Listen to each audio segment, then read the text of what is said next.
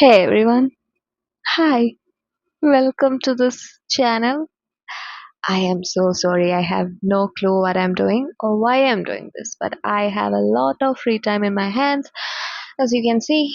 So, as the title says, today we will be ranking the Disney Fairy Universe or the Tinkerbell movie series.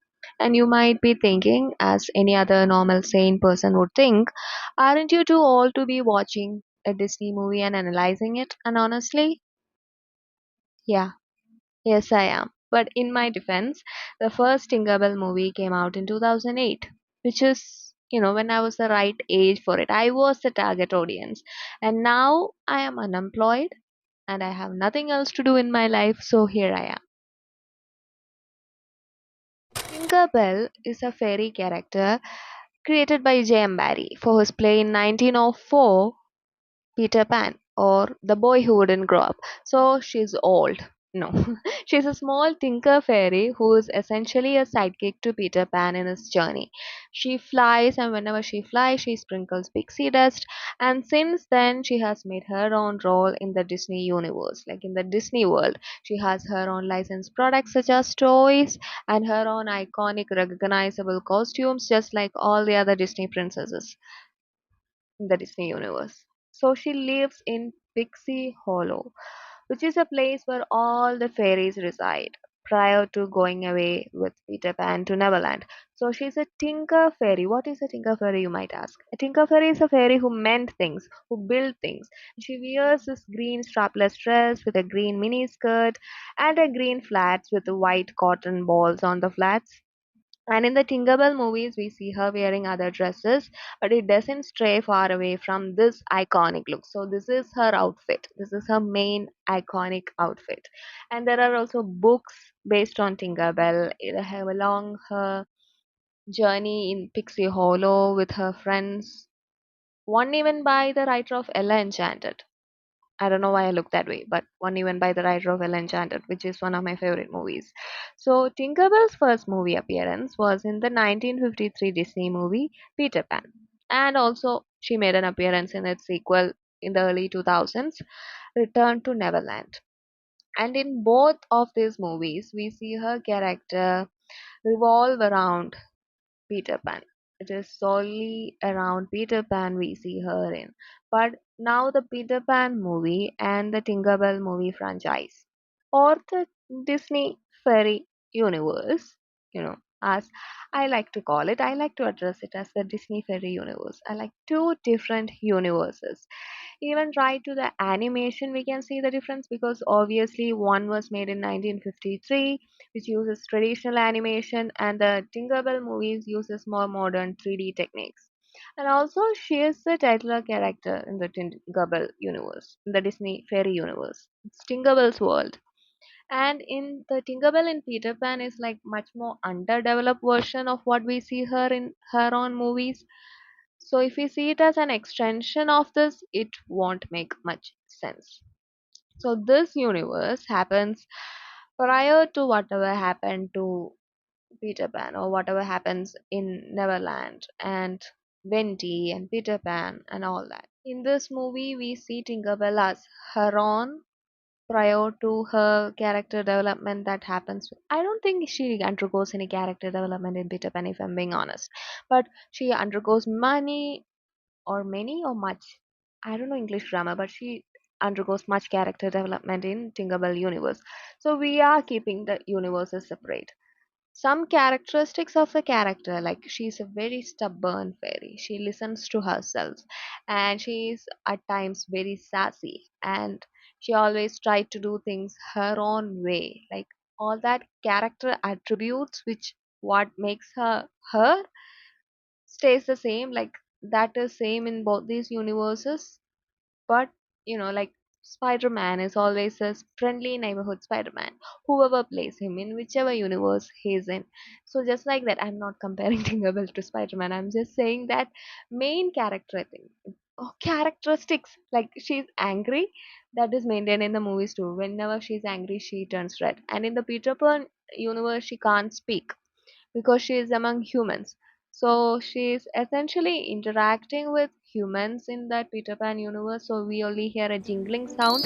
But in Pixie Hollow, in Tinkerbell movies, she is with her own crowd, her own fairies, so we can understand what she's saying in these movies. The Tinkerbell character in Peter Pan is like an extremely jealous person who even tried to kill Wendy out of spite, which cancels out all the character development she had in this Tinkerbell prequel storyline. So essentially, she's a murderer in Peter Pan.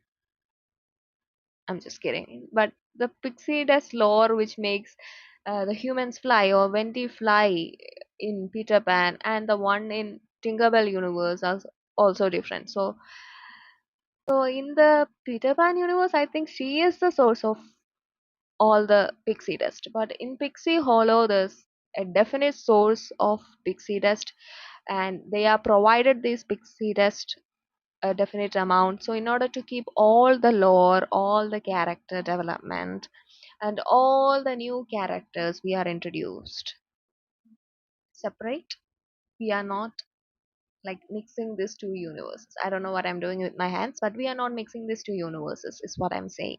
For the sake of this video, and for the sake of me, and for the sake of, oh my god, my English is so bad.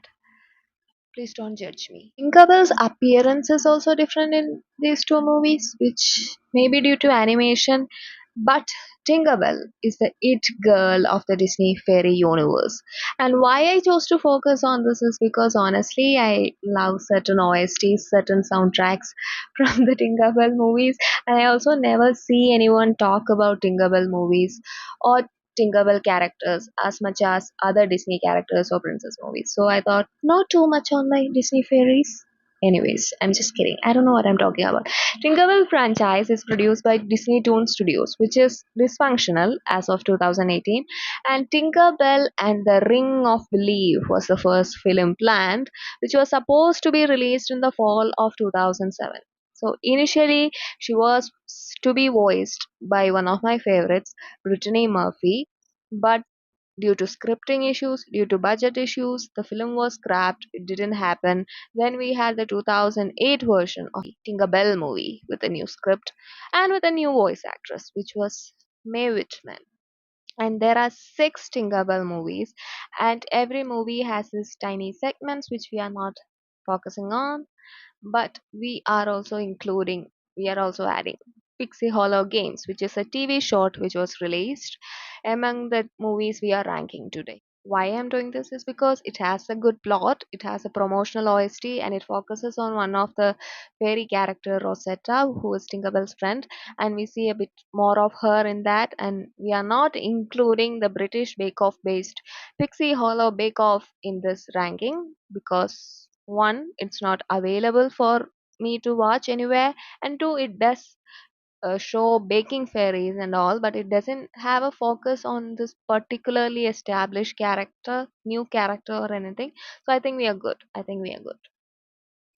Just like the initial Tinkerbell movie was scrapped, the last Tinkerbell movie is also scrapped. What an interesting fact, right? The first and the last movie scrapped. Isn't that interesting? And we have a main song by the main Disney girl of the time in most of these movies, which is my favorite. One of my favorite aspect about this movie. Let's discuss the main characters. Of course, we have our main heroine Tinker Fairy Tinkerbell, and then we have her friends Silver Mist. So Silver Mist is a water fairy voiced by Lucy Liu. Rosetta, who's a dragon? No, garden, garden fairy, voiced by Kristen Chenoweth, and then by Megan Helty. We have Iridessa, who's a light fairy, voiced by Raven Simone. We have Fawn, who is an animal fairy, voiced by America Ferrara, Angela Battis, and Jennifer Goodwin. Then we have Terence, who's a pixie dust keeper, who is voiced by Jesse McCartney, and Vidya, who is a first flying fairy, voiced by Pamela Adlon. And then we also have additional characters like a queen fairy and a ministers for each seasons. And there is a Tinker Friends Clank and Bobble, there is Fairy Mary, who is the head of the Tinker Fairies. I would say these are the main characters. These characters appear a lot, the important people in Tinkerbell's life or in the franchise. And also, they have like two pet like characters. One is a rat, which is named Cheese, and other is a firefly, which is named Buzz, which is one of my favorite characters. And now that is all set and done, let's get to the ranking. Our tier here is very basic. S for the absolute best, the ones I liked so much, we consider everything. Plot, songs, characters, overall is the best of the best. That's S. Superior tier, if you may. Slightly less than that is tier A, which is a good movie, but it's not the best. Then B, meaning I like it, but it could have done better. Then C, meaning I sat through it, but I would think twice watching it again. Then tier D, meaning I don't like it so much. And tier F. We are skipping E because what's the point? Tier F meaning I hated it. I do feel bad saying I hated something, especially animated work, because there's a lot of effort that goes behind it. But just be aware that I'm talking from a personal point of view and in a plot and character point of view, so it is a very subjective opinion, subjective view.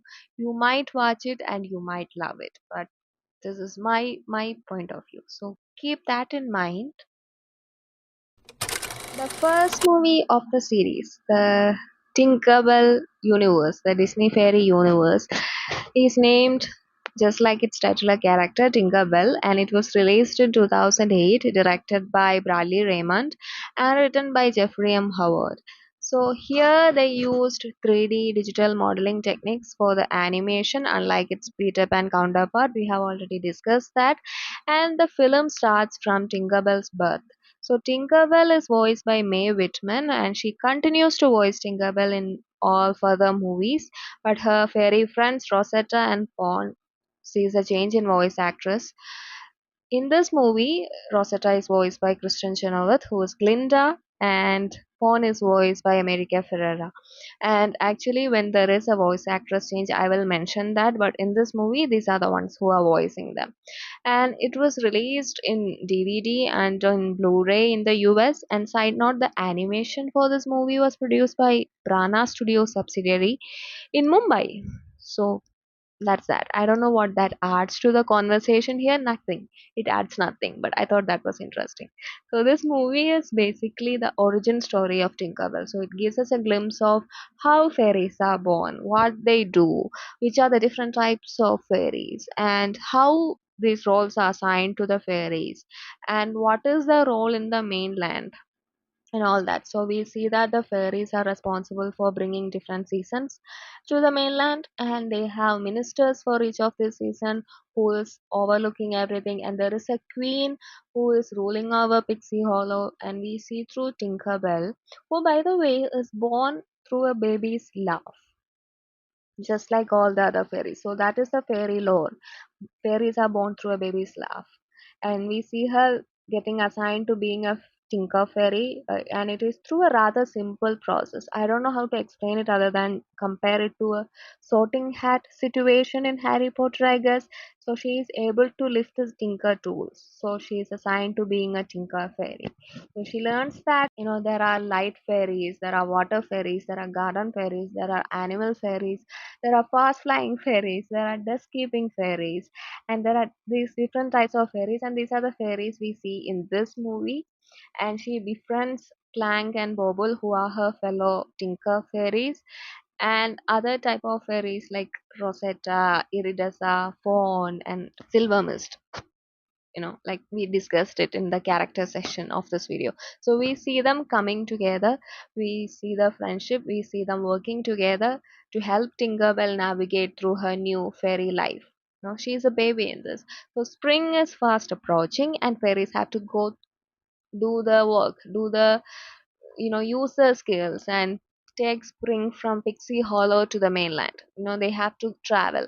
But our Tinkerbell finds out that she can't go to the mainland because she's a Tinker Fairy. So she starts resenting being a Tinker Fairy. She wants one of the other fairy talents. So she tries to get into another fairy talent with the help of her friends.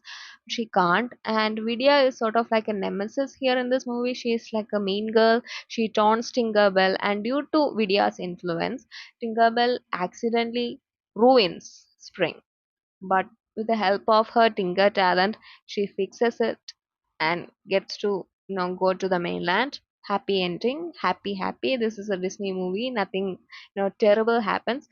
Her friends are really nice and helpful, and Tinkerbell is kind of annoying. Like, of course, not as annoying as the Tinkerbell and Peter Pan. That level of issue is not here, but she basically ruined everything and she fixed it herself. So I don't know if that's a commendable act, because in the process of ruining everything, she learns to appreciate her natural tinker talent, her tinker skills, the importance of what makes her a tinker fairy, what makes her unique. So in that sense, it is good, it should be good, but I find myself rather being like, why is she making it so difficult for everyone else to the point she is causing a climate crisis in the human world, in the mainland? Like, spring should not be skipped because a new fairy did something. Now, there is something I like to discuss, like about this particular like fairy talent situation, assigning system and everything, but I think I will discuss that at the end of this video, because there is one another movie which add context to this conversation, and I don't know how interesting that conversation is, but since the topic is that, stick with me. Like, if you can stick with me till the end, and we will discuss that. And about this movie, the animation is okay, the music is good. I love the music. Actually knew the main soundtrack even before I knew the movie, which is Fly to Your Heart. I knew this song by heart when I was in like seventh grade. I knew all the lyrics and stuff because it's a Selena Gomez song and I used to love Selena Gomez.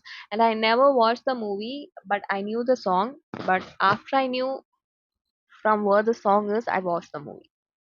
Does that make sense? Does my English make sense? But anyways, the music was good.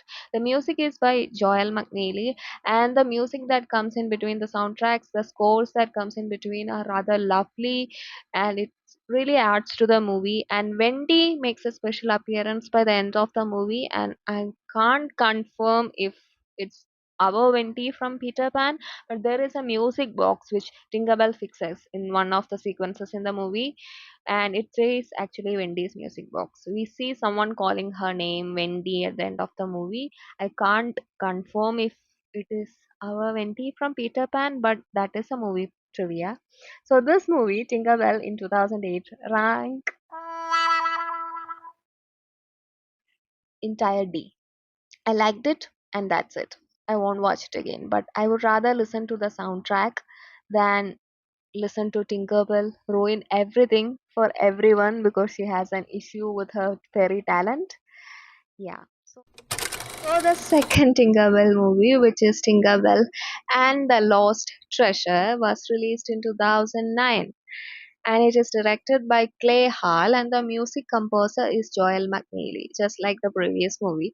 And in the first movie, it was much more focused on Tinkerbell's discovery, Tinkerbell's journey, on how she make do herself with her talent. This one is more about friendships. So America Ferrera no longer voices Fawn in this.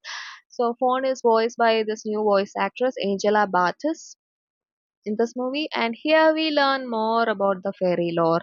So there is a blue harvest moon and there is a moonstone, and every 8 years during this blue harvest moon, the light of the blue moon will pass through this moonstone, and it will create a blue pixie dust which will rejuvenate the pixie dust tree, which is essentially the pixie dust source for everyone in Pixie Hollow. So there is an autumn revelry which will take place. So it is autumn now, and everyone in Pixie Hollow will gather. They will collect this pixie dust and celebrate. So in the Lost Treasure, we don't see much of other fairies like Silver Mystery Dessa, Rosetta, Fawn. We see more of the Deskkeeper fairy Terence, who is also Tinkerbell's friend, who is one of her close friends, and she works with him in this to make the scepter. So Tinkerbell is assigned to make the scepter for the rivalry, for gathering this light from the blue moon. But while she is working with Terence, she breaks the scepter as well as this moonstone, which is very fragile, which is said to be very fragile. I don't know if it's fragile. So she learns that it is something so serious that could affect the whole of Pixie Hollow, because it is what helps the Pixie Hollow dust tree. So from a theater play, she learns that there is this magic mirror which will grant a single wish, one single wish, because the other two wishes are already used, by some other people, by a pirate. So she sets out to find this magic mirror, and she leaves her home to this new place to find this magic mirror in a hot air balloon type thing she built herself. And we also see a new character, Blaze, who is a firefly which accompanies Tinkerbell, and I loved Blaze. I love Blaze. It is a quintessential like Disney girl animal companion, and we also see Tinkerbell try out a new outfit that is different from her, usual outfit, from her typical costume. So to adjust, maybe it is to adjust to the new weather, because now it's not spring, it is autumn. There's a change in season, and I also think it is a nod to Peter Pan. So she carries a needle just like Peter Pan carries a sword, you know. So it is a nod to her future best friend, I think. And besides the weather, the director also credits this change in outfit that it is more of an adventure movie. So the Lost Treasure is more of an adventure movie. So this is more of an adventure outfit. So there's a long sleeve shirt, leggings, boot with pom poms, and a shawl and a green hat. Also, there's like a red feather on her hat, and this is her first outfit change in 50 years. So that's something. And I also like the design a bit better in this movie. Even if there are not much changes from the last one, I found the story more engaging this one than the first Tinkerbell movie. We can see that there is more than a friend type crush arc with Terence, but thank God they don't try anything with it in any of these movies, in any of the further movies too. I was a bit frustrated with Tinkerbell, just like I was when I was watching the first movie, and she faced zero repercussions for her actions, for destroying the moonstone and everything. But I guess it can be defended again by saying that she fixed everything at the end. She fixed it better, and we see a bit of Tinker technologies that she has built with her Tinker friends in the beginning of the movie. And the main soundtrack of the movie, just like the last one, was by Demi Lovato, Gift of a Friend. And honestly, I knew the song before I watched the movie, and it was in one of her albums, but I didn't know it was from this particular movie. I was already a fan of the song. So, anyways, so taking the song I like even to account, I'll rank it in B tier. I like certain aspects of the movie, I dislike certain aspects of the movie, but you can watch it once and enjoy it because it's kind of an adventure movie. Third movie, Tinker Bell and the Great Fairy Rescue, which is the 2010 sequel, was directed by the same mind who directed the very first Tinker Bell movie, Bradley Raymond. And this takes place in summer, so which is like 9 to 10 months after the events in the Lost Treasure. So Lost Treasure was taking place during the autumn revelry, if you remember. So there is a fairy camp taking place in the human world, so outside of Pixie Hollow, just like our summer camps, there is a fairy camp. So unlike the other movies and the coming movies, the story doesn't involve Pixie Hollow at all. All the events, whole of it take place in this human world, in this fairy camp, far away from Pixie Hollow. And this only happens in this movie. And as much as it is about Tinkerbell and Tinkerbell's friends, this story is also about a father and a daughter duo and the relationship and the bond. So Vidya is in this movie. Vidya is now a friend. She is the fast flying fairy. So there is this whole fun banter of love hate relationship going on with Vidya and Tinkerbell, and we see more of Tinkerbell's girlfriends, girl gang in this. So we get to see more of friends' personalities and their quirks, and humans are involved in this movie. And so just like Wendy and Peter Pan, here we have a 9-year-old girl called Lizzie, which Tinkerbell interacts with and teaches her how to fly. And the relationship with Lizzie and her father is very resembling of the one Wendy how with George Darling in Peter Pan. And according to the Disney fan wiki, Lizzie was supposed to be a negative antagonistic character. It was she was supposed to be represented like that in that manner, but they took it out because she's a 9-year old, and portraying a little girl like that, wanting to capture a fairy, wanting to sell a fairy, seemed much more cruel. And especially this is a Disney movie, and I agree with them. Anyways, if they had gone through with that plot, this would have been a totally different movie. My God. I can't imagine how it would have turned out. And we see more of Tinkerbell's technologies, Tinker technologies in the beginning of the fairy camp, the bees coloring and for collecting nectar and all that, helping the fairies with everything. And fairies are supposed to use it too. So that's great. We are seeing more of the technologies. And Tinkerbell in this get herself stuck in a playhouse which this little girl Lizzie has built while sneaking into the human world, human house, while wandering along with Vidya. And Lizzie does believe in fairies, and her father is a scientist, a logical person called Dr. Griffith, and he doesn't. So Lizzie and Tinkerbell will bond in the house while she is kept away from her friends, and Lizzie is kept away from her father because he doesn't talk to her, he doesn't take time to listen to what Lizzie has to say, and that is the whole issue in the relationship. And while Vidya is there trying to help with along with all the other friends to help bring Tinkerbell back, but there is a storm which causes the fairy wings to be wet, which will prevent them from flying and which will prevent Tinkerbell from escaping. So fairies can't fly when their wings are wet. New lore. So they try to build a ship to get to Tinkerbell to save her, and on the way they face more challenges. And it alternates between scenes with Lizzie and Tinkerbell to scenes with her friends trying to get to Tinkerbell in that ship and trying to save her from the humans. And that was the most fun part for the from the entire movie for me, like her friends part. Just like in Peter Pan, here too humans can't understand or hear what the fairies are saying, so they understand and reply back to us, but the conversations can only be heard through a jingling sound. I know I am talking like fairies are real, but I'm talking about fairy movies. So she uses pantomime to communicate with Lizzie, and Lizzie hears this jingling sound. So there are sequences of her in the doll house, which was nice. Lizzie's doll house doing certain things, and Lizzie records information, whatever she collects from Tinkerbell, in her like a record field record book. Her dad gifted her. He doesn't gift it for her to record fairy things. And at the time, there is a storm going on. There is house leak, so he doesn't listen to what Lizzie has to say or what she records in her book. So Tinkerbell takes it upon herself to help Lizzie to fix the house leak so that Lizzie can have her moment with her dad. And there is a silver mist saving the day moment with you know her powers. She is a water fairy. At they are traveling in a ship, and she uses her power when the ships gets in trouble. And I think besides one of the coming movies, Pirate Fairy, this is one of the movies where we see Silver Mist using her powers, where she gets her own moment. And I like Silver Mist. Honestly, I like all of Tinkerbell's friends more than I like Tinkerbell.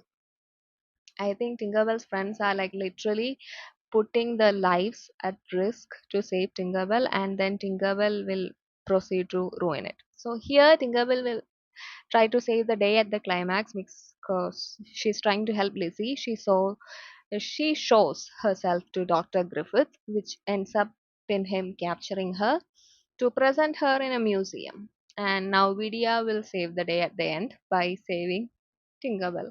And all of this chaos helps the father daughter duo to talk, help them to communicate, and at the end, they have their little tea party with the fairies and all that. Everything is happy at the end.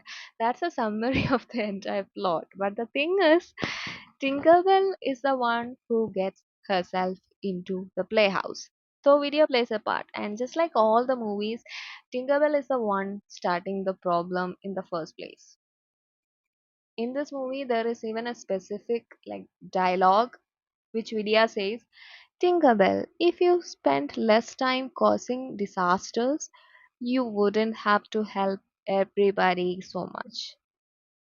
And I wholeheartedly agree with Vidya. Like we see Lizzie asking Tinkerbell a lot of questions, and for because she is like researching in her research book, which kind of represents the audience, I think.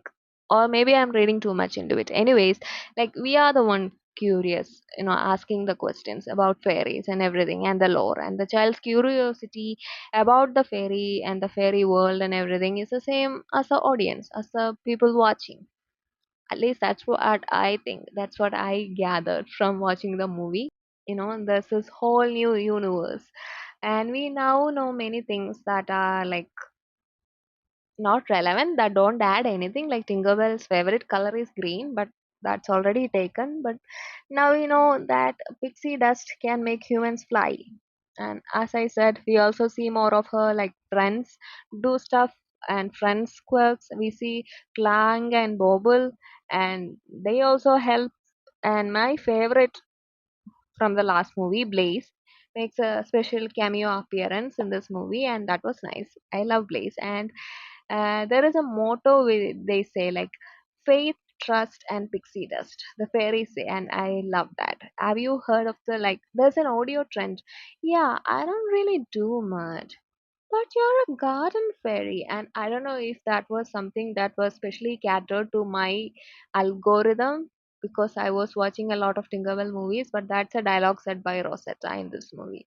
And we see she is allergic to dust in this movie, which later comes back in the next series. So Rosetta is such a fun character. I loved her character in this movie. They try to show more of Rosetta's personality in this because I think in the next series more focus is on Rosetta, and Tinkerbell's costume is also slightly different here. Maybe because they are attending a camp. Silver Mist costume and Tinkerbell's costume. So Silver Mist wear like a neon dress instead of her usual full-length blue dress. Maybe new place, new costume. So for Tinkerbell, the V-neck in her green dress is changed, and in this movie there were more stakes because there is human interaction involved, and it could have gone completely like wrong. And they also tried to connect the beginning and the end of the movie, which I liked. There is a butterfly which was abruptly painted by fawn. It flew away, and that butterfly was then captured by Lizzie's father, Dr. Griffith, and later on, which was saved by Tinkerbell. I like that. And the music in this movie is by Joel McNeely. The songs are all honestly nice, and one of the main tracks of this movie is this lovely track called How to Believe, and it is sung by the internet darling Bridget Miller. So they use another version in the Fairy Fieldgate, which was released later on, and there is a certain part in this song which is just so wonderful, which is something I love. And there is another song called Summer's Just Begun, which plays in this movie often, and which was also nice. So these two tracks I really liked, but the thing is, I didn't enjoy it as much as I enjoyed The Lost Treasure. So it's basically like I enjoyed the part where the friends were involved rather than the titular character, which was Tinkerbell. And I don't even hate Tinkerbell in this movie. And my relationship with Tinkerbell is like similar to what Vidya have with Tinkerbell. So I sat through the whole movie, but I didn't enjoy most of the part with Lizzie involved. So I would think twice if I want to watch it again. So I would just come up with an excuse. So I would rank it in C tier. The soundtrack and Rosetta made it a tight competition whether I should be ranking it in the B tier. But honestly, the humans could have waited. The human storyline could have waited, that whole storyline. Or it should be made better. Because Tinkerbell was stuck somewhere the whole thing with the record book, so it's just a C. Just a reminder, I'm talking about a children's animation movie, so don't take my opinions too seriously if you're offended by it. New outfit from now on to represent my girl Rosetta, who is a garden fairy, and this is the most gardenesque outfit I had in my closet. So yeah. So one, because she's my favorite character and she stays my favorite character for the rest of all the movies we are covering today. And two, Currently, we are going to discuss her story. So, this is the Garden Fairy story we are going to discuss now. So, Pixie Hollow Games. So, this is not a movie. Like Pixie Hollow Games was released as about an hour long TV special broadcast. So this was supposed to be a movie. It was supposed to be titled Tinkerbell Race Through the Seasons, but it was cut short to be a TV special. And I don't know why they did that. Maybe it was because of script issues. I don't know. This is just an assumption. And it was directed by Bradley Raymond, who directed the first Tinkerbell movie and the third movie we just discussed, which was The Great Fairy Rescue. And as I said earlier on this video, this is more Rosetta focused. Rosetta is the main character here, and Tinkerbell and her friends, other fairies are all present, but you know, this is Rosetta focused. She is the main character, and I am not even kidding. I was like really excited because I love Rosetta, and from the previous movie too, she was the one who caught my attention, so I wanted to see more of her, so I was excited. And also there is a major voice actor change because Rosetta is not longer like voiced by Glinda Kristen Chenoweth. Megan Hilty voices Rosetta's character from this movie onwards, or this show onwards. So the basic premise or plot is like a sports or a game competition, which is sort of made to resemble the Olympics. It is referred to as the Fairy Olympics in many of its fan pages. And maybe it is due to the fact that there was a 2012 London Olympics, the expectations and the excitement for it, which was about to take place.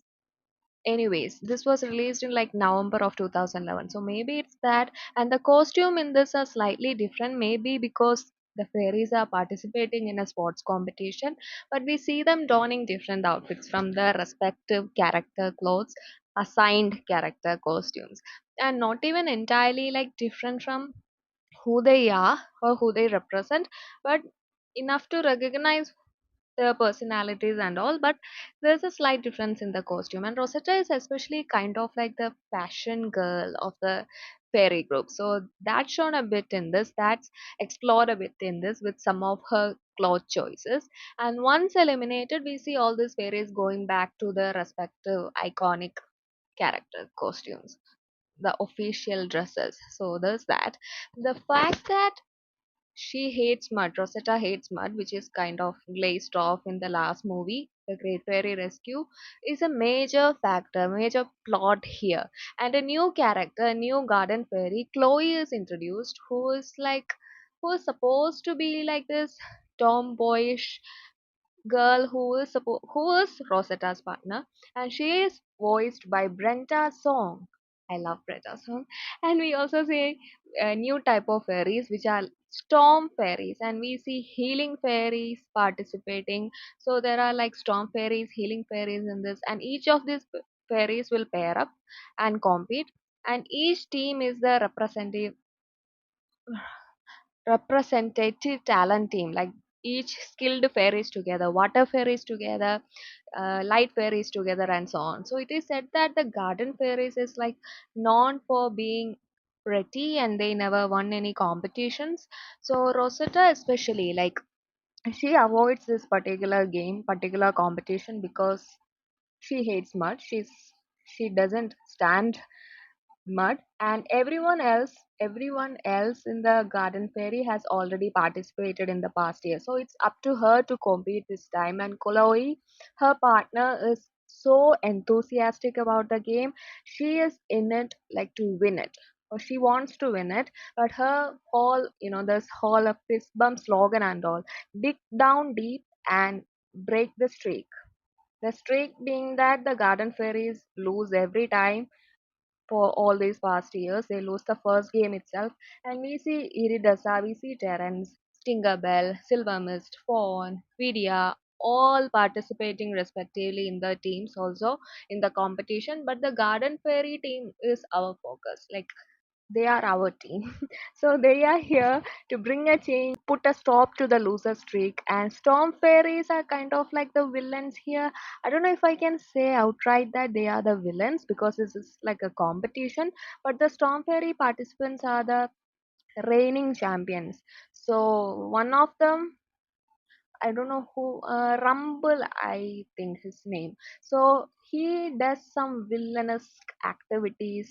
We see a level of conflict in Garden Fairies as Rosetta is averse to mud and she's not too worried about like winning, but Chloe is too enthusiastic. Rosetta cares about her looks, you know. I love her. She cares about her looks while Chloe is too much focused on winning and she's ready to be dirty. She's ready to get in the mud all for that trophy, but Rosetta is not, and I can understand that. So similarly, the Storm Fairies also have tension in between them. Like one is too keen on winning, while the other is like more, I don't know, sports spirited, game spirited. So the competition prize is this thumb ring, and the games were like really creative for fairy standards. Like I don't know. One of the game was like leaping frog, which was nice. And the game goes on for 3 days, and the garden fairies will win the first day, which was even a first time ever for the garden fairies.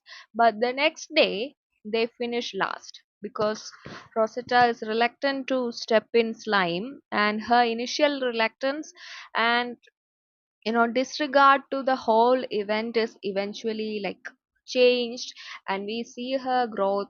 We see her warming up to Chloe, her acceptance towards Chloe's ideas to winning. And Rosetta is a good character, like she's very interesting in a sense because they give her like this rich, popular mean girl, but someone who's loved, that type of teen rom-com personality. And she gets her own makeover in this, and she shows up in this team outfit, team costume in the last game. And there is this one quote which I loved: if I am going to look bad, I am not going to look bad, which Rosetta says. And even after her being like more open to being in a mud and more caring about winning, all that all that happens, but she stays true to who she is as a character. We see her rise through her fear of mud, and much of it is because of her friendship with Chloe, and to make her dream of winning this championship come true and all that. So we see Tinkerbell helping them in the last competition with the race car and everything. And then of course, they win at the end. So there were like some hurdles, there were like people cheating in the competition. True sportsmanship wins in the end. Game spirit wins in the end. Honestly, as I'm rambling this, you might have understood. I loved this actually. I loved watching it. I love the whole message of, like you're more than being just this pretty face, pretty fairy. The idea of, growing through your fear for your friends, for your loved ones, helping them achieve something, coming together for a fun activity and enjoying doing that and all that. And I loved Tinkerbell in this because she doesn't have much screen time, but she helps them, and I loved her in it. So Joel McNeely, who is the music composer for the rest of the movies and the movies before, is the music composer for this too. And this entire has a main track which is "Dig Down Deeper," which is a nod to Chloe's fist bump slog, "Dig Down Deeper and Break the Streak." And the song is such a vibe, and honestly, I love this. Brenda's song is in this. Zendaya plays a part in the soundtrack. I definitely will rank this in the S tier. It is the best of the best. Short, it is very engaging, and a fun character is leading the story, and the messaging is nice, songs are nice. Yes, it is superior. I'm very biased, by the way, but yeah, S tier for this. The 2012 sequel, The Secret of the Wings, which was directed by Peggy Holmes and it was co-directed by Bob Scanaway. This was a 3D movie and it's very evident because it's shot like one, especially there are shots of like owls flying like directly into the camera and all that, and I bet it looked great in 3D. I think by 2012 animation also looked a bit better, and I'm not an expert in animation, but it felt better to me compared to the first movie if you are comparing. And the story takes place in winter now, so they're all getting ready for winter. getting the snowflakes and all ready to be transported to the forbidden winter woods. And this is the movie where they exclusively mention winter fairies. We already saw like storm fairies in the last one, so there's a continuity issue in this because winter fairies were already like shown in the first movie when Tinkerbell was born. Winter fairies were present, but in this we are told that the winter fairies are leaving. Where they live is like a forbidden area where the warm fairies cannot go. They can't come to the Pixie Hollow area where the other fairies are residing, and the warm fairies or the fairies which are not winter fairies, winter related fairies, can never venture into this winter area, winter woods, because the wings will freeze and it will probably break, and leaving them with a broken wing, unable to make them fly, unfit to fly ever again. So yeah.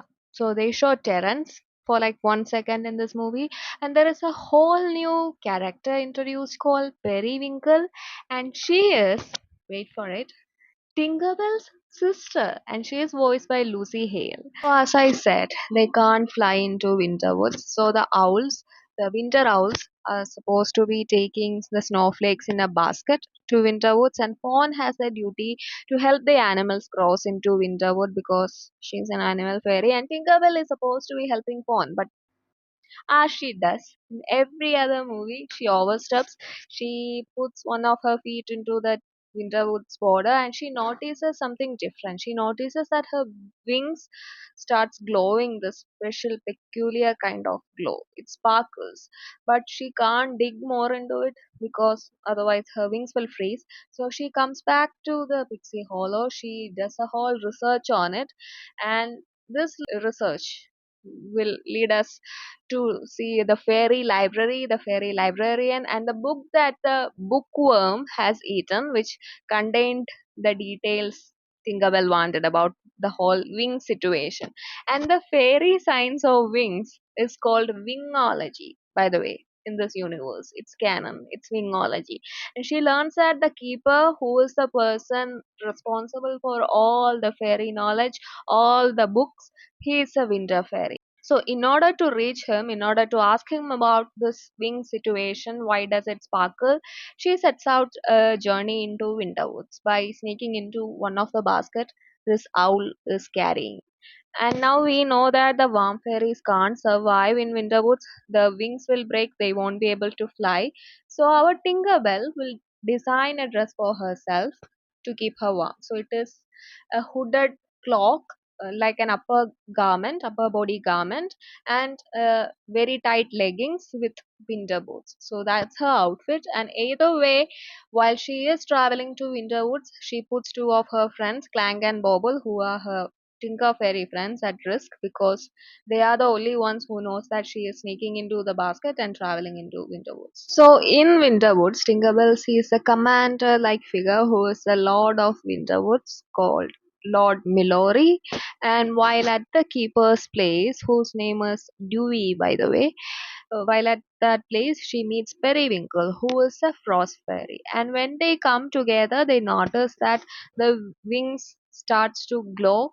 So we learned that there are different types of winter fairies, glacier fairies, frost fairies. Anyways, they notice that their wings will sparkle when they are together. So then there they find out that they are born from the same love of the same child as shown in the first ever Tinkerbell movie released in 2008. But Tinkerbell is a bit older because she was born first, and while she flew to Pixie Hollow, Periwinkle flew to Winterwoods, and so now we know the new fairy lore that if fairies are siblings, they should be twins because they are born from the same love at the same time. And the wings of Periwinkle and Tinkerbell are styled similarly. The whole style is also kind of very similar. Anyways, we see Periwinkle's friends, Gliss and Spike, and the sisters talk, they connect, but Tinkerbell has to be sent back to Pixie Hollow because there was a fire which was started by her to keep her warm, but that causes some issues in Winterwoods, and they promise each other that they will meet at the border the next day. So what Tinkerbell does is that she will design a snowmaking machine with ice, which will help Periwinkle travel and explore Pixie Hollow where the warm fairies are residing. So she and her fairy friends Iridessa, Silvermist, Rosetta, Fawn, and Vidya all help Periwinkle show everything and everyone around. But Periwinkle grows tired and she is unable to fly. So they panic. They bring her back to the Winterwood's border, and Lord Milori sees this and he orders Periwinkle and Tinkerbell to never see each other ever again. And that's the whole situation. And the queen also comes there and says that the rule is there so that the fairies are protected. So that's why there's a decree that you can't cross the border and everything. And while all that is happening, the snowmaking machine gets thrown away, and by this time I was like expecting a whole backstory, and it didn't come like a very predictable backstory. By the way, it only came by close to the climax, I guess. But yeah, anyways, the snowmaking machine, let's get back. The snowmaking machine makes so much ice to the point that Pixie Hollow is whole of Pixie Hollow is now in winter, meaning they are all going to get broken wings, and the pixie dust supply is going to suffer because they are going to go out of stock as the pixie dust tree is going to freeze, and this puts even Winterwoods in danger because they also get the pixie dust from the pixie dust tree through a bark from the pixie dust tree like a canal. So everyone is in danger, every fairy is in danger. It's a whole thing, and moreover, it throws away the balance of the seasons, which will affect the human world too. So everyone is panicking, everyone is trying to keep themselves safe, keep the animals safe. But as our Tinkerbell does in every movie, she has to save the day. So she notices something. She notices that the frost keeps warm air inside and keeps out the cold like a blanket. So they decide to freeze this pixie dust tree. And as now it's cold everywhere because of ice, winter fairies can cross the border so they can help freeze the tree. And there we are told a story by the Queen Fairy Clarion about someone, crossing the border for love once, and when Pixie Hollow was like really young and breaking the rule and breaking the wings in the process. So that led to make them the decree that no one can ever cross the border. And we know who she is talking about, but it is only revealed by the climax that it was the Winter Lord, Lord Milori, she was talking about. Anyways, everything comes back to a happy ending because this is a Disney movie. But Tinkerbell's wing broke. There's no cure. Just kidding. When she hugs her sister, the wings will glow and it cures itself. So poor Lord Milori thought his wing can't have his broken wing can't have a cure, but all this time, all he needed was a sibling, which he doesn't have, for the magical cure.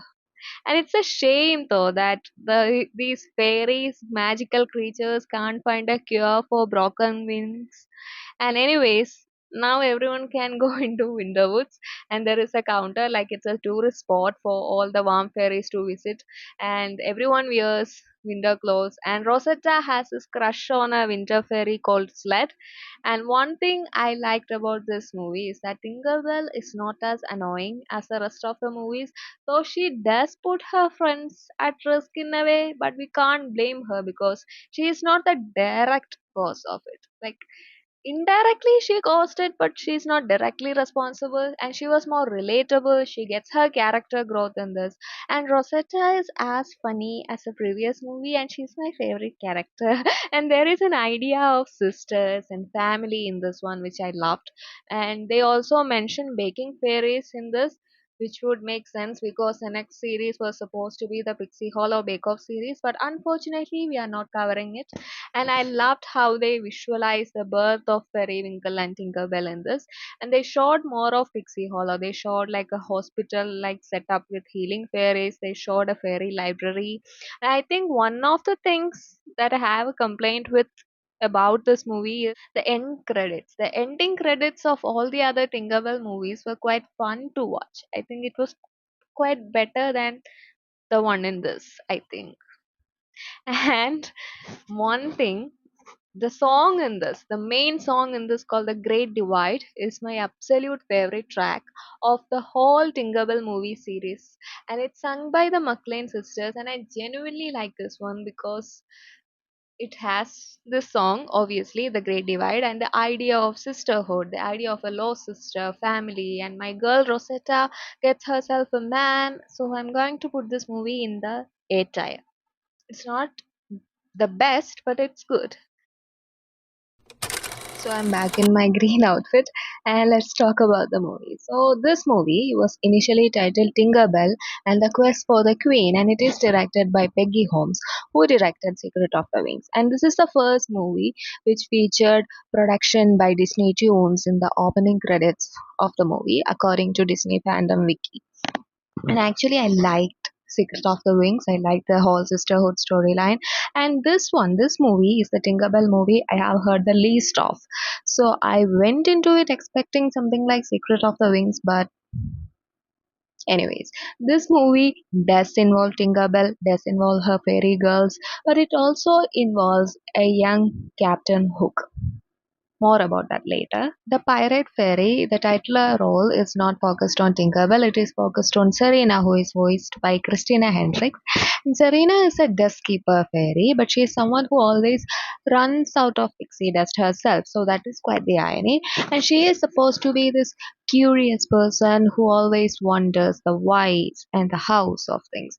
And she is very inquisitive. For example, she wonders why does pixie dust make things flawed, and she likes to question things, which is not much appreciated by Fairy Gary, who is like the head of the escaping fairies, and she is known to be like the Tinkerbell of the escaping fairies because of how she is, and she wears her usual like escaping uniform with a Z on it, and she is different even in the costume part from the other escaping fairies, and it's very clear they are trying to show that she is like different from the other fairies and not like other fairies from the start.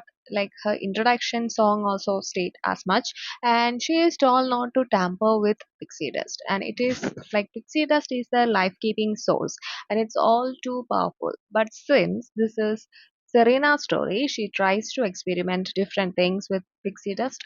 She wants to know what this thing is capable of, what it can do. We see different colors of pixie dust in this movie. We already know about blue pixie dust in the Lost Treasure, but she creates orange pixie dust which can bend light, which is basically a light fairy's like talent, and it leads to one successful attempt, and she shows Tinkerbell that successful attempt, and Tinkerbell also wants her like be careful with pixie dust, but she then makes purple pixie dust which makes fast flying talent, and while dealing with pink pixie dust which gives like a garden fairy talent, things gets out of hand. It falls on a plant and the plant grows too big to be destroying like a whole pixie dust warehouse like depot, and fairy Gary actually removes her from her duty, and it's the first time we see a fairy removed from her job like her talent. Anyways, she packs her bags and she runs away from Pixie Hollow. We then see a time skip, and which never happens in any other like Tinkerbell movies. We see a year later, now the four season festival is happening. What is the four season festival? All talent from all seasons come together to celebrate. Even the winter fairies are there, including Periwinkle, and Rosetta's crush sled is there. It keeps up with the lore of like winter fairies needing snow to survive in. I don't know why I did that. Snow to survive in the warm land, and Clang keep making the snow for them. Periwinkle is just there. She literally has like no dialogue in this movie. Anyways, during the festival, there are these poppies in the stadium which it is happening, and they pop or release this dust that put all fairies into a deep sleep, including the queen fairy, including Periwinkle. But thankfully Tinkerbell and her fairy friends, including Clang, is outside of that area. So from the dust depot, Serena steals the blue dust while everyone is asleep, and she runs away. And if you squint, you can see that the poppy dust is like a reference to Wizard of Oz. And thanks to the Disney fandom wiki, I feel validated because it also says that like it is kind of a reference. Anyways, now this blue pixie dust is like the key to making everything. So fairies need it for survival, as you know the pixie dust tree needs it, and Clang will stay at the stadium to look after the other fairies who are sleeping, and provide snow to the winter fairies so that they don't die because of the warm climate and break their wings or whatever. And Tinkerbell, Iridessa, Vidya, Silver Mist Fawn, and Rosetta follow Serena. And there they see that Serena is now a captain of the pirates. Her entire change in style also reflect that. Earlier in the Lost Treasure movie, there was a play involved which featured pirates in it, which mentioned pirates.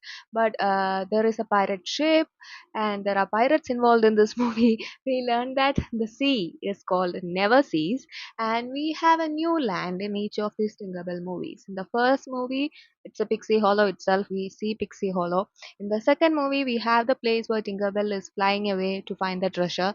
In the third movie, we have the human land, which is like London. And the fourth movie, we have Winterwoods. In the fifth movie, we see Neverseas. And we see a young Captain Hook. He is referred to as James in this movie, and he is voiced by Tom Hiddleston, the same like Loki Tom Hiddleston.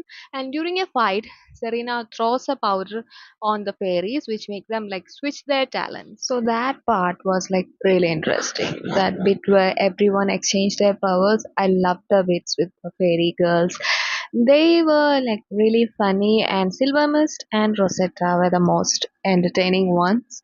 And I am a bit biased, so I like them the most. Anyway, Silver Mist is now a fast flying fairy, Tinkerbell is now a water fairy, Fawn is now a light fairy, Iridissa is now a garden fairy, and Rosetta is an animal fairy. Vidya is now a Tinker fairy. And this change is also reflected in a mix up in the dress colors of the particular fairies. So I personally felt like Fawn's dress color, which is like a orange brownish color, couldn't see a significant change. So they are now with new powers, learning each other's skills, and also Vidya having like Tinker talent is a throwback to the first movie, because in the first movie she was the one who was making Tinkerbell feel cautious or feel bad because of her talent, and she was a Tinker fairy. So it's a moment for Vidya to realize that Tinker talent is not an easy skill, and it's a great asset and everything. And the lore of humans not understanding the fairy language is like kept the same. Serena can't communicate with James and the other pirates. They can't understand her. Only jiggling sounds can be heard by James, and he acts like her right hand companion, translating everything. And there is this little cute crocodile involved who thinks Rosetta is her mother because she is an animal fairy now, which plays a very important role by the end of the movie that helps them like bring down the pirates and the whole scheme. I like to believe it's the crocodile. It's a tiny baby version of the TikTok crocodile from the Peter Pan movie, the first Peter Pan movie, and we learn the brief backstory how Serena ended up with these pirates. She actually saved them from something, and we all learn it through a song.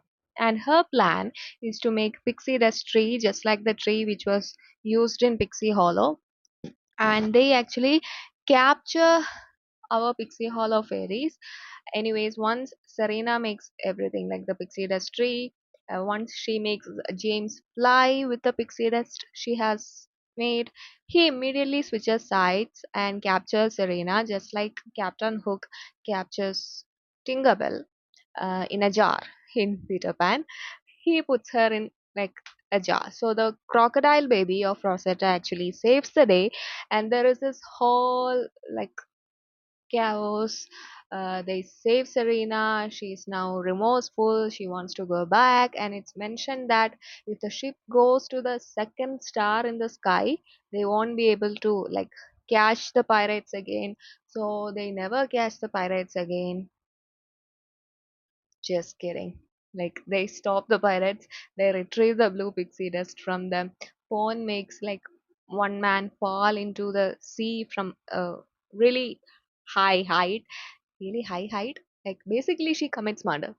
Anyways, we see a glimpse of James holding up a hook referencing like Captain Hook persona in the future. And Serena comes back to like Pixie Hollow, and she says her talent is pixie dust alchemy, and everything is fine again and back to normal again. And the way they learn to use like each other's powers, that whole aspect was nice, that trying to find the balance of the skill to help in the situation, everything about it was nice. Yeah, and that's the part I liked most about the movie now that I'm thinking back. My problem with this movie is that I hated Serena. Tinkerbell, as you have guessed, was kind of annoying in her first movie for me. Like in her initial movie, she annoyed me, but she was not as irritating. Like, we get it, Serena. You're not like other the skipping fairies. You're not like the other girls. Also, she had her like character growth. Tinkerbell was not at all like a menace in this movie. On the contrary, Serena was like too easily forgiven. So she is gullible. She is this new character we are introduced in this movie. So I don't know why they expect me to root for this person, because she steals something that puts everyone in Pixie Hollow at risk.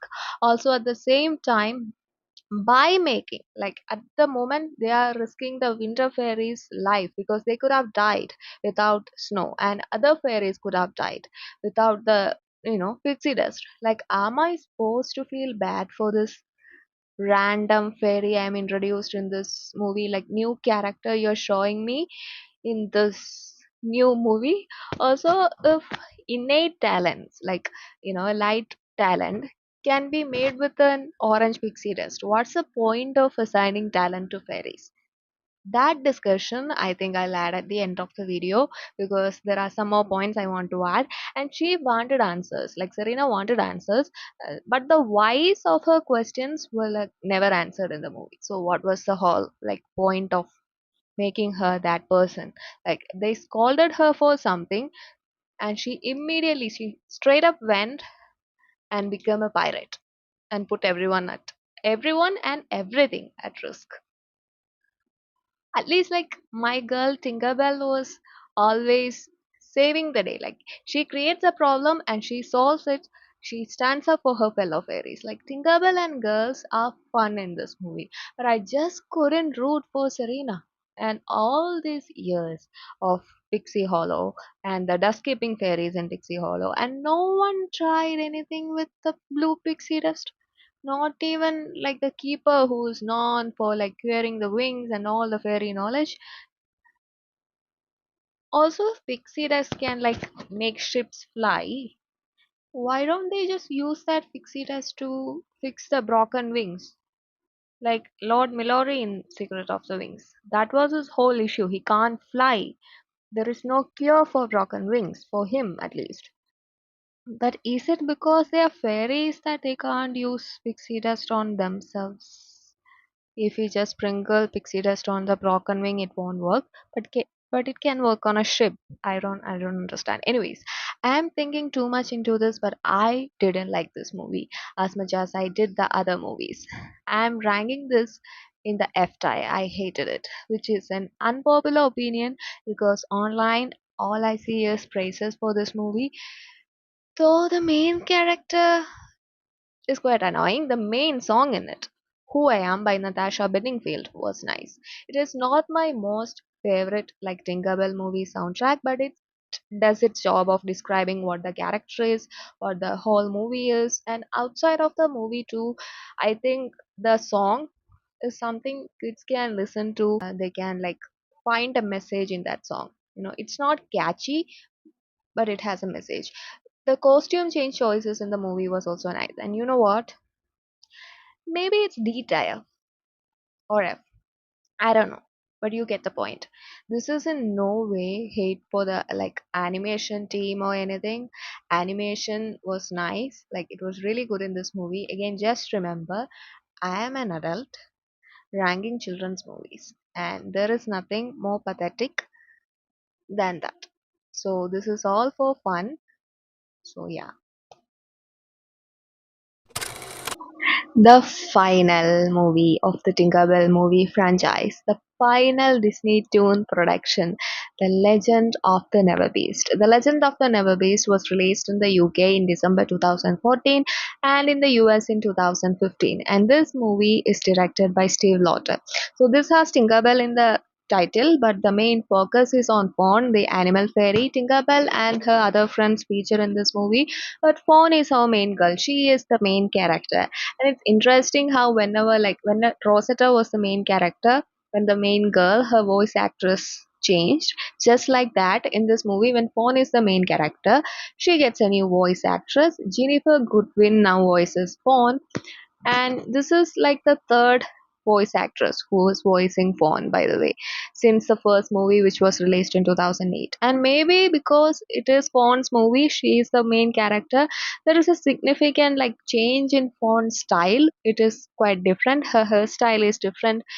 Her cloth is styled much more like a main character, if that makes sense. Even her face, like, I don't know what that says about everything, but we see more of Fawn, we see more of her kindness, who is she as a person, and she's not judgmental. She loves her animals. In the first movie, it was shown that hawks will attack fairies, and there was a scene with hawks in the first movie. And in this movie, we see Fawn nurturing a baby hawk secretly from other fairies and trying to protect it once it was discovered. And this kind of foreshadows the rest of the events that will happen in this movie. And this movie starts with this beautiful narration about a comet, and it introduces something like, we are not given what that is, we are not given a clear picture of it, but we will learn about it. And we are also introduced about a new type of fairies called scout fairies, acting like the protectors. They are more like the police or the security to Pixie Hollow. They protect the fairies. They are fairies themselves, and they protect them from dangers or dangerous situation, like an eagle attacking Pixie Hollow. And Nyx is one such scout fairy introduced in this movie, and she is quite stern, she's quite strict, she takes everything seriously. So the whole like baby hawk situation with Fawn kind of put Fawn in a negative light in Nyx's eyes, and even the queen fairy advises Fawn. And honestly, I think the queen's advice was like really good advice in general. It was something like, you let your heart guide you, but you also need to listen to your, listen with your head. And at the beginning, it was shown that, a comet fell upon somewhere in the Pixie Hollow, or somewhere far away from Pixie Hollow. And while Fawn is out one day, she hears this loud groan, and she follows it to a cave, and she finds a rather unusual big animal there with a thorn stuck to its leg. And meanwhile, the scout fairies also hear this. They hear this roar, and they are much more in caution, because of this roar they heard from an unknown animal. So Fawn is an animal fairy. So animal fairies are supposed to understand animals. They are supposed to study animals, even know the scientific names of animals. It's canon that animal fairies just know the scientific names of animal, and after helping this big fluffy animal, she stays there to study its actions. And she even gives it a name called Gruff. And she notices that it's making some sort of like tower with rocks, and she uses her fairy skills to help, you know him build towers and bonds with him. And once they know of Gruff, scouts will scout fairies will try to carry her, and Fawn will try her best to help him. And with her friends helping the Tinkerbell squad, she tries to reach out to the queen so as to help in her situation. But Nyx is already, in front of the queen, talking about the legend of a predator which awakens when a comet passes by in every 972 years, and that is called the Neverbeast. So it built four towers, and once it's out of hibernation, this comet comes, it's out of hibernation, it will build these towers, and green clouds will fill Fix, will fill Pixie Hollow, and there will be a storm, and there will be a lightning which will destroy the whole of Pixie Hollow. So the idea is that this is a dangerous animal and it will transform to a beast and it will destroy everything. Okay, so destruction, that's the point.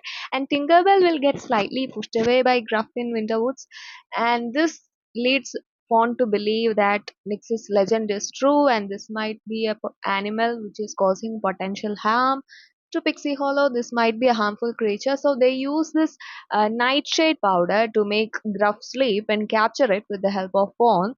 And I think this nightshade powder is surely a reference to its previous movie. It's probably an invention by Serena, but she is not mentioned in this movie. Anyways, it is later revealed that Gruff was actually protecting Tinkerbell.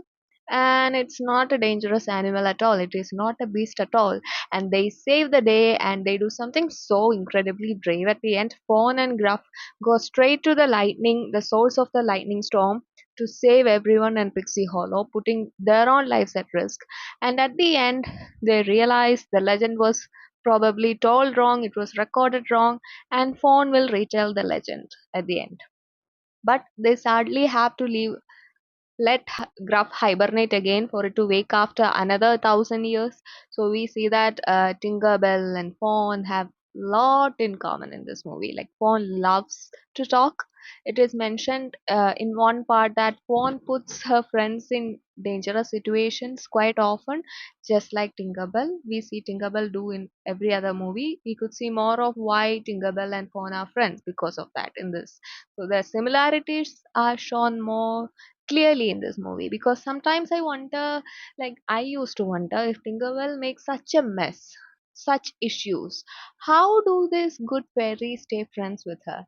But now I have an idea of why. For instance, Fawn keeps bringing potentially dangerous animals to Pixie Hollow, just like Tinkerbell brings potential, like unintentionally creates, dangerous situations and mess in Pixie Hollow. So they are both stubborn, but they are good in their talents and they are good at the heart. And they also mention that Pixie Hollow games in passing in one conversation in this movie. It also shows how close this fairy friendship is. Tinkerbell trusts her friend when she says that, Gruff is not a monster, this legend is not true.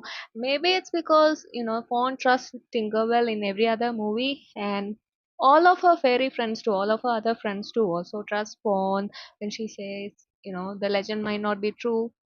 They are never doubtful of Fawn. They help her together. Even Vidya helps them, Like Vidya is also a friend now. And Rosetta, as always, is funny and entertaining. We also see glimpses of the fairy library again, the fairy hospital again in the storyline. And it's implied that the nerdy librarian in the fairy library has a crush on Nyx. And the winter costumes also makes a comeback in this movie, because they have obviously scenes in the Winterwoods area. We see them donning winter outfits for that. And one thing that is unlike Tinkerbell is that Fawn is helping others while causing trouble. Her trouble in this movie was to help an animal. So I rather find it endearing compared to Tinkerbell in the other movies, who destroys everything and then try to save it. It was easier to root for Fawn and an animal which was labeled a beast unfairly, while all the time it was trying to save everyone, to be honest. Did you get what I mean? Like, I loved what they did with the starting scene and the ending scene, because something awakes. They say that something awakes and it shows the beast eyes opening in the first scene, and the last scene is like the beast or the Gruff closing his eyes with Fawn's reflection in it. And the ending is quite sad if you compare it to other Tinkerbell counterparts, because we see Fawn almost dying, almost losing her life. We know that for another 1,000 years, Gruff has to go back to sleep. It is in hibernation. So we see everyone coming together to help him have a good hibernation, good rest, which was very sweet, and the animation was good. I think story wise, this one had the best plot. There were risk involved, there were highs and lows, there were fun moments, there were tension filled moments in this movie, which all worked. And the messaging in this movie about being understanding and kind and to see the good in people or animals and not being judgmental, like how phone is kind. And the music in this movie is also good. A song Thousand Years by Katie Tunstall plays in the end credit, and it's plays perfectly. And also there are two versions of this one song called Strange Sight by Katie Tunstall, which is placed in the movie at two separate occasions, which I loved. It's a song which makes you feel strong. Anyways, I love the movie, though I think it dragged a bit in the middle, but it's fine. So I loved it. I'm going to place it in A tier. It's a good movie. If you ask me to watch it again, I would watch it again. The reason I didn't place it in S tier is because looking back at it, I can see a few flaws which are really minor, but I think the runtime of Pixie Hollow games, which is in the S tier, and the messaging of Pixie Hollow games is like too perfect. Everything is perfect about it. I can't put it in the same category as that. But Pixie Hollow games is not a movie, so there is that. Anyways, that's my tire, and Pixie Hollow Games is at the S tier. Secret of the Wings and Legend of the Neverbeast is in the A tier. The Lost Treasure is at the B tier. The Great Fairy Rescue is at the C tier. Tinkerbell at D, and the Pirate Fairy at F or D or F. That's it.